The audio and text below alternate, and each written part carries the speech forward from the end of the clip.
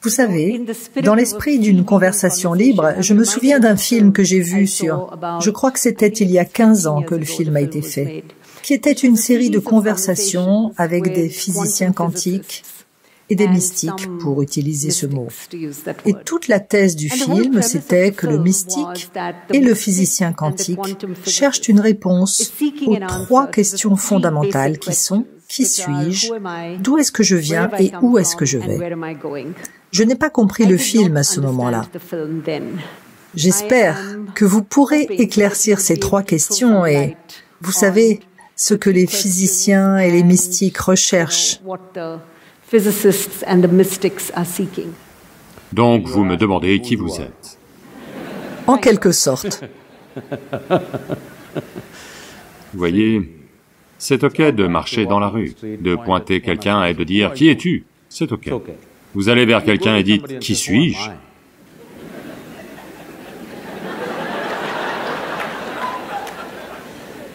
Ceci est arrivé à l'aéroport de Cincinnati. Des gens faisaient la queue pour s'enregistrer. Un homme arrive, rapidement, saute la queue, va directement au comptoir et tend son billet.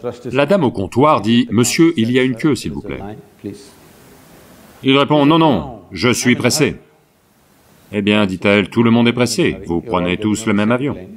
Donc, s'il vous plaît, faites la queue. Alors, il hausse le ton, savez-vous qui je suis? Elle le regarde, prend rapidement le micro et dit « Il y a un homme ici qui ne sait pas qui il est. Est-ce que quelqu'un peut l'aider ?»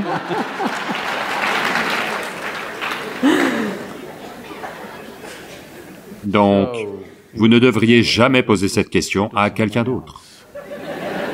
Tous ces soi-disant « peu importe, je ne sais pas, je ne veux pas commenter ».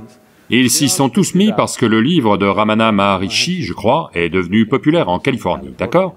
Partout où vous allez, tout le monde dit « Qui suis-je? Qui es-tu » Qui suis-je est une question qui doit être abordée en vous, en creusant, chaque fois vous la posez, en creusant plus profond et plus profond et plus profond en vous-même. Vous n'allez jamais demander à quelqu'un « Qui suis-je » Cela évoque autre chose. J'enseignais un programme à Los Angeles et il y a environ 150, 200 personnes, la moitié sont du genre Hollywood, et tout un tas se ressemblent. Beaucoup, en particulier les femmes, pas parce qu'elles sont sœurs, parce qu'elles ont le même médecin.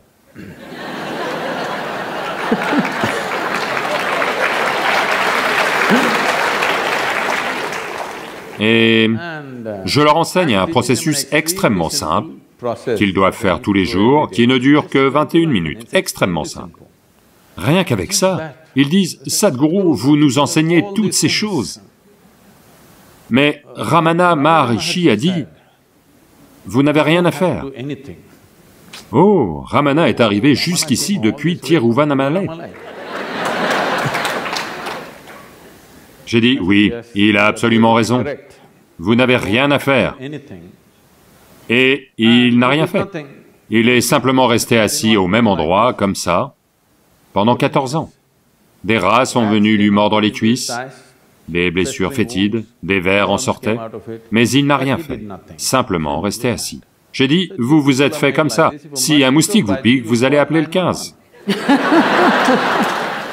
Ne parlez pas de ne rien faire. J'ai dit, Ramana parle de ne rien faire, laissez tomber ça, ce n'est pas votre affaire. Vous vous êtes fait comme ça, ne parlez pas de ne rien faire. Ramana a parlé de « qui suis-je, qui suis-je » Vous ne dites jamais ceci à personne. N'allez jamais, s'il vous plaît, vous tous, n'allez pas demander à quelqu'un « qui suis-je » Vous pouvez leur demander « qui es-tu » Donc, « qui suis-je » n'est même pas une question que vous devez articuler. Quand j'ai juste dit que plus vous en savez là-dessus, mieux vous pouvez exister ici. Pas forcément, ne pensez pas toujours à l'être humain, comme si c'était une espèce de machine, combien il doit produire, ce n'est pas comme ça. Mais comment il existe est important. Quand vous êtes assis ici, comment vous êtes en vous-même est important. Ce que vous portez peut être socialement important, ce que vous conduisez peut être important ailleurs, dans quel genre de maison vous vivez peut être important pour d'autres raisons. Mais existentiellement, il n'y a qu'une seule chose importante, comment êtes-vous en vous-même? Êtes-vous dans un état agréable ou désagréable à chaque instant de votre vie? En 24 heures, combien d'instants agréables, combien d'instants désagréables, et de combien d'aide avez-vous besoin pour vous maintenir dans un état agréable? C'est la question. En ce moment, en quête du bien-être humain, nous avons déchiqueté la planète. Et malgré cela, le bien-être n'est pas arrivé. Le confort est arrivé, les commodités sont arrivées, le bien-être n'est certainement pas arrivé, n'est-ce pas? En tant que génération, nous sommes la génération la plus confortable de tous les temps. Jamais auparavant, personne n'aurait pu imaginer ces choses. Mais on ne peut pas dire que nous sommes la génération la plus joyeuse ou heureuse ou extatique, non? Sommes-nous pires que les autres? Je ne le crois pas.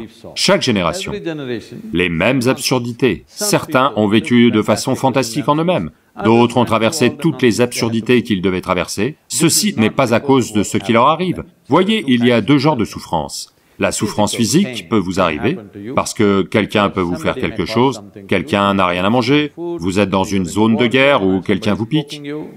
Je vous le demande à tous.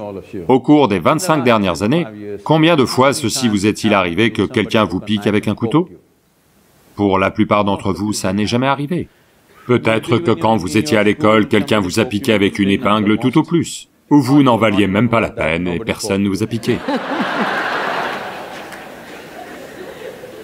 Il ne piquait que moralement. Il ne piquait que moralement. Peu importe. Physiquement, combien de fois la souffrance est entrée en vous de l'extérieur? Très très peu de fois. Tout le reste, c'est de l'auto-assistance. Vous savez, au Tamil Nadu, le gouvernement a un plan, Namaku Name. À nous-mêmes, ça veut dire. Ça veut dire que les gens sont en auto-assistance, occupés à se causer de la souffrance tous les jours, assis, debout, quoi qu'il arrive. Voyez, vous verrez les gens, la plupart d'entre eux conduisent la voiture de leurs rêves dans les rues de Bangalore, d'accord? Combien conduisent joyeusement? Si le feu dure 10 secondes de plus, ils pètent les plombs dans la voiture de leurs rêves. N'est-ce pas une bénédiction d'avoir acheté cette voiture de rêve après avoir travaillé pendant je ne sais combien d'années? Pourquoi ne pas? La circulation fait en sorte que vous restiez plus longtemps dans la voiture de vos rêves. Quel est votre problème? Ce que je dis, c'est que de quasiment n'importe quoi, les gens souffrent. Donc la souffrance n'a pas lieu à cause de quelque chose d'autre. C'est simplement parce que les gens ne savent pas comment gérer leur corps, leur mental, leurs énergies, leurs émotions, rien. Parce qu'aucune attention n'y a été prêtée. Aucune attention à la nature de ce que vous êtes n'a été prêtée. Donc qui vous êtes, qui suis-je, est une question entièrement intériorisée, à ne jamais prononcer, à ne jamais écrire. Malheureusement, quelqu'un l'a imprimé, maintenant le monde entier dit « Qui suis-je? Qui suis-je » Vous. Ça va si vous êtes interné. Si vous êtes interné à un institut Niemans, vous demandez « Qui suis-je » Ça c'est permis. Ça c'est permis.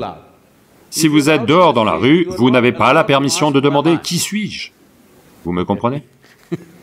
Vous avez aussi parlé de... Non, il y a deux questions ici. Oui, oui, oui. Je les attends. Où allez-vous? Il n'y a qu'une seule façon de le savoir, vous devez y aller pour voir. Comme je le disais à l'instant, certaines choses ne sont connues qu'à travers l'expérience. Les gens veulent savoir, après ma mort, que va-t-il se passer? Je leur dis, vous devez le savoir d'expérience. Êtes-vous prêts? Non, alors ne vous en faites pas, attendez. D'où est-ce que je viens? Voyez, essentiellement, ce que vous demandez, c'est les trois questions rassemblées, vous demandez, quelle est la nature de mon existence? Oui. Suis-je ce corps? Suis-je ceci? Suis-je cela? Que suis-je? Quelle est la nature? Parce que, peu importe comment vous regardez ça, vous pouvez prouver que je suis ça. Parce que, pour tout, il y a une certaine substance. Vous pouvez vous prouver que vous êtes une femme, vous pouvez dire « je ne suis pas ça, je suis un être humain », vous pouvez dire « je suis juste un fragment de vie », vous pouvez dire « je suis Dieu », quelqu'un peut penser que vous êtes autre chose, peu importe, mais pour tout, il y a une certaine substance. Donc vous pouvez argumenter, mais ce n'est pas ça. Vraiment, quelle est la nature de votre existence? Ne prenez pas cela pour une grande question philosophique ou spirituelle, s'il vous plaît. Voyez-la comme une question pratique. Si vous voulez savoir comment bien utiliser cet appareil photo, plus vous en savez, mieux c'est. Vous êtes d'accord? Allô?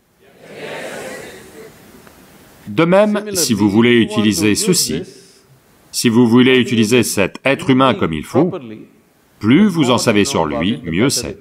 Donc la réalisation de soi est une chose très pragmatique, pas une chose ésotérique. Ce que vous considérez ésotérique, c'est que toutes les choses que vous ne comprenez pas, vous voulez les rendre ésotériques, ou vous voulez les rendre mystiques. Comprenons ce mot, mysticisme ou mystique. Tout ce que vous ne comprenez pas vous paraîtra mystique, n'est-ce pas?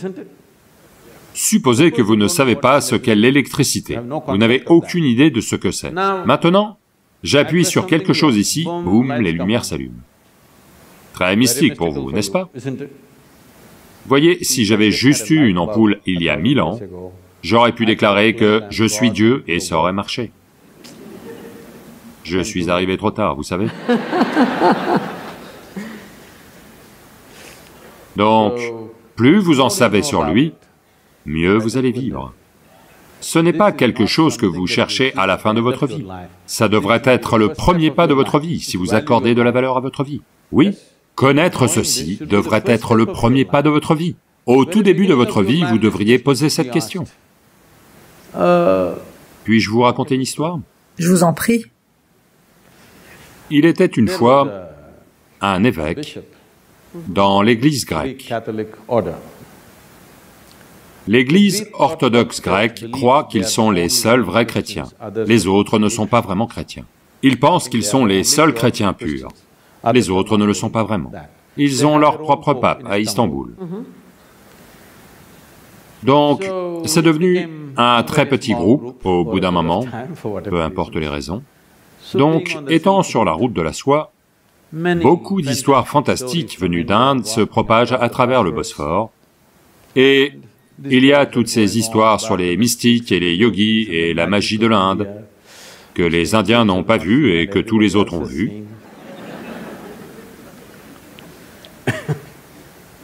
Donc il a toujours voulu aller en Inde. Mais étant un homme d'église, il ne peut pas vraiment choisir où aller.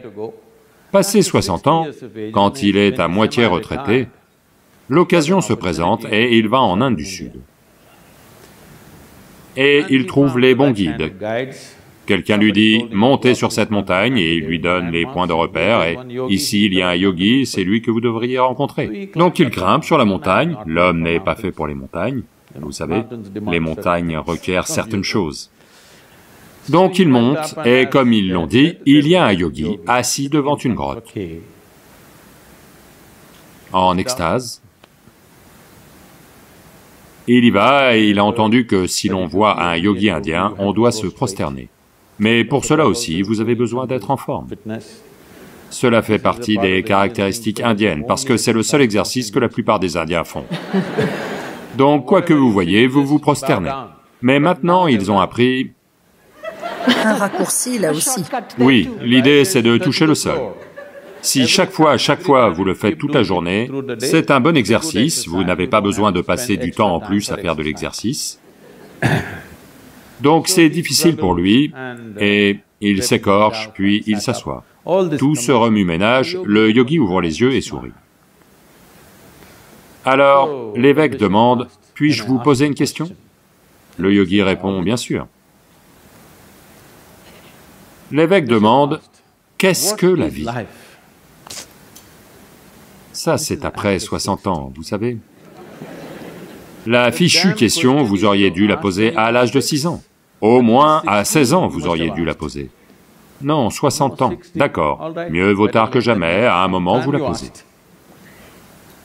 Donc, quand il pose cette question, qu'est-ce que la vie? Le yogi part dans des extases. Et puis il dit, la vie est comme le parfum du jasmin sur une douce brise de printemps. L'évêque le regarde comme ça. Quoi? Le parfum du jasmin sur une douce brise de printemps? Mais notre enseignant nous a dit, la vie est comme une épine. Une fois qu'elle entre en vous, si vous vous asseyez, elle fait mal, si vous vous allongez, elle fait mal, si vous vous levez, elle fait mal. Et vous dites que c'est le parfum du jasmin, une brise de printemps et tout ça. Le yogi sourit et dit, eh bien, c'est sa vie.